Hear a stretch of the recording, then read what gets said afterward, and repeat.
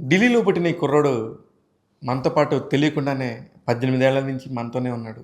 Cricket చూసే ప్రేమికులందరికీ ఇతను చిన్న చిన్నగా స్లో పాయిజన్ లాగా ఎక్కేసాడు. అతనే కింగ్ కోహ్లీ. విరాట్ కోహ్లీ ప్రభంజనం ఇవాళ స్టార్ట్ అయింది కాదు. చాలా చిన్నప్పటి నుంచే బ్యాట్ పట్టుకొని ఇప్పుడు వాళ్ళ నాన్నని బాలేయమంటే మన ఇంట్లో ఎవరన్నా ఎవరన్నా పిల్లలు ఆడుకోండి పిల్లోడిని ఆడిపియండి అంటాం. కానీ వాళ్ళ నాన్న దగ్గరుండి వాళ్ళ అబ్బాయికి బాలేస్తూ క్రికెట్ నేర్పాడు. లాయర్‌గా స్వతహాగా లాయర్ ఆయన. చాలా టాలెంట్ ఉన్న లాయర్. అనుకోకుండా కోహ్లీ 18వ సంవత్సరంలో చనిపోయాడు. అక్కడి నుంచి అతను చాలా కసిగా నా లైఫ్ క్రికెటే, మా నాన్నకి నాకు ఉన్న బాండింగ్ క్రికెటే అని చెప్పేసి అనుకున్నాడు. ఆ రోజు నుంచి కూడా క్రికెటే తన దైవంగా భావించుకుంటూ చిన్నగా స్టార్ట్ అయిన అతను ఫస్ట్ అనుకోకుండా ఇంటర్నేషనల్ టీమ్‌కి సెలెక్ట్ అయ్యాడు.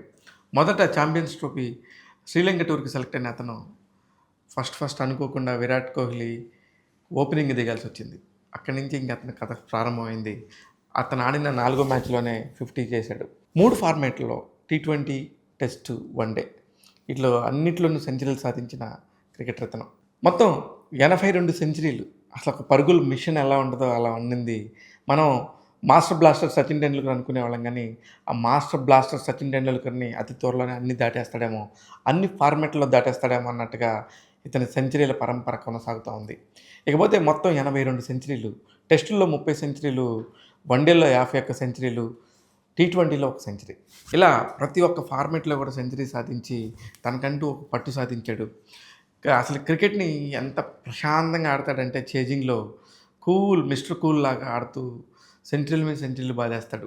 ఇండియా వాళ్ళు ఎక్కడ ఓడిపోయినా పర్లేదు అప్పుడు స్పోర్ట్స్ స్పిరిట్‌గా తీసుకుంటారు కానీ, పాకిస్తాన్ పై మాత్రం ఖచ్చితంగా గెలవాల్సిందే.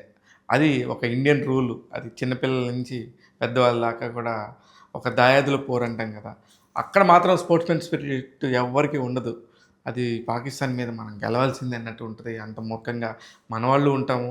అటువైపు పాకిస్తాన్ వాళ్ళు కూడా ఉంటారు. అంత గట్టిగా అంత పోటీ ఉంటది కాబట్టేసి ఈ మ్యాచ్‌పై ప్రపంచం అందరి దృష్టి ఆకర్షించింది.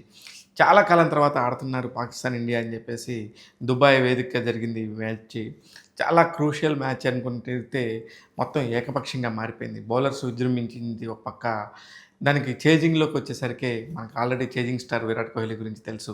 అందుకే ఆయన చాలా కూల్‌గా ఆఖరి బంత్ వరకు కూడా ఏం జరుగుతుందనే టెన్షన్ మాత్రం ఉండింది. అది గెలుపు ఓటమికి సంబంధించింది కాదు. విరాట్ కోహ్లీ సెంచరీ అవుతుందా లేదా అనేది.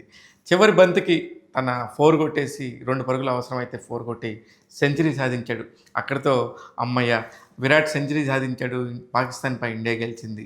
ఈ 2 కాంటెస్ట్‌ల నుంచే రన్ అయింది మొత్తం అంతా కూడా. కానీ ఈ మ్యాచ్‌లో ఇంట్రెస్టింగ్ టాపిక్ ఏందంటే 14,000 పరుగుల మైలురాయిని కోహ్లీ దాటాడు. ఎందుకు 14,000 పరుగుల మైలురాయిని చాలామంది దాటారు కదంటే, చాలామంది చాలా ఇన్నింగ్సులతో దాటారు. 350 ఇన్నింగ్సులతో సచిన్ టెండూల్కర్ దాటితే 380 ఇన్నింగ్సుల్లో కుమార సంగక్కర 14,000 పరుగుల మైలురాయిని దాటాడు. కానీ the only batsmen in the world 287 మ్యాచుల్లో 14,000 పరుగుల మైలురాయిని దాటడం అనేది చాలా పెద్ద విషయం. ఈ మధ్య కాలంలో ఇంకా మళ్ళీ ఇప్పుడు వచ్చే క్రికెట్‌లో కూడా ఎవరు మళ్ళీ ఇతని దగ్గరికి వస్తారని దానికి కూడా దగ్గరలో కూడా ఎవరు లేరు. మెయిన్ 10,000 రన్స్ దాటిన ప్లేయర్స్ అందరూ దాదాపు రిటైర్ అయిపోయారు.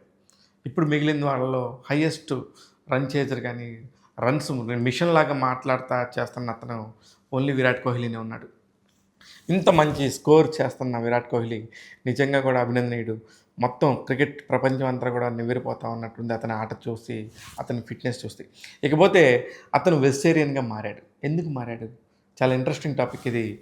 చాలామందికి తెలియకుండానే మనం తింటా ఉంటాం ప్రోటీన్ కోసం అని ఫిష్, ఎగ్స్, చికెన్, మటన్ అని. కానీ ఒక బాడీలో కొన్ని ఫింగర్స్ తెలియకుండానే ఇతనికి వంకరపోతా ఉండటం, కొంచెం ప్రాబ్లమ్స్ రావడంతోని ఇతని బ్యాటింగ్ స్టైల్‌లో ప్రాబ్లమ్ వస్తుందని చెప్పేసి గ్రహించిన విరాట్ కోహ్లీ ఉన్నారు. ఆయన చెప్పిన సలహా మేరకు ఫుల్ వెజిటేరియన్‌గా మారిపోయాడు. ఆ వెజిటేరియన్‌గా మారిపడి ఇప్పుడు వెజిటేరియన్ మాత్రమే ఇతను. ఓన్లీ మహా అయితే ఎగ్ తింటాడు తప్ప ఇంకేమి తినడు. అతని ఫుడ్‌లో ఎటువంటి నాన్ వెజ్ ఉండదు. అందుకే అతని ఫిట్‌నెస్ అంత గట్టిగా ఉంటది అని చెప్పేసి అతనే ఎన్నో సార్లు చెప్పుకున్నాడు. ఇకపోతే విరుష్క అని కూడా అంటారు ఇతన్ని. విరుష్క అని ఎందుకంటారనేది అందరికీ తెలిసిందే. విరాట్ కోహ్లీ, అనుష్క పెళ్లి సందర్భంగా విరుష్క అనేది ఒక నామకరణం జరిగింది. ఆ నామకరణంతోని వాళ్ళిద్దరిని పిలుస్తా ఉంటారు. ఆమె కూడా చాలా ఫేమస్ హీరోయిన్ అవ్వటంతోని వాళ్ళిద్దరూ చాలా ముచ్చటపడి 2013 నుంచి ప్రేమాయణం సాగించి 2021లో పెళ్లి చేసుకున్నారు. అప్పటికి ఈ 4 సంవత్సరాల్లో వాళ్ళకి ఇద్దరు పిల్లలు పుట్టారు. ఒక పాప, ఒక బాబు. ఈళ్ళు చాలా హ్యాపీగా చాలా లైఫ్‌ని లీడ్ చేస్తా ఉండి, మనకు తెలియకుండానే ఇన్ని సంవత్సరాలయిందా విరాట్ కోహ్లీ వచ్చి అన్నట్టుగా అనిపిస్తుంది మొత్తం ఒక అతని హిస్టరీ అంతా చదువుతా ఉంటే. అతను ఇంటర్నేషనల్ క్రికెట్‌లోకొచ్చే 17 సంవత్సరాలు దాటింది.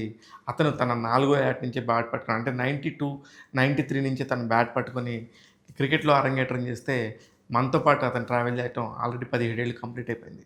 ఇది విరాట్ కోహ్లీకి సంబంధించిన చిన్న ఇన్ఫర్మేషను. ఇలాంటి అనేక ఇన్ఫర్మేషన్‌లు మీకు ఎప్పటికప్పుడు అందిస్తూ ఉంటాను టాక్ తెలుగు యూట్యూబ్ ఛానల్ ద్వారా. నేను మీ శివ మల్లాల.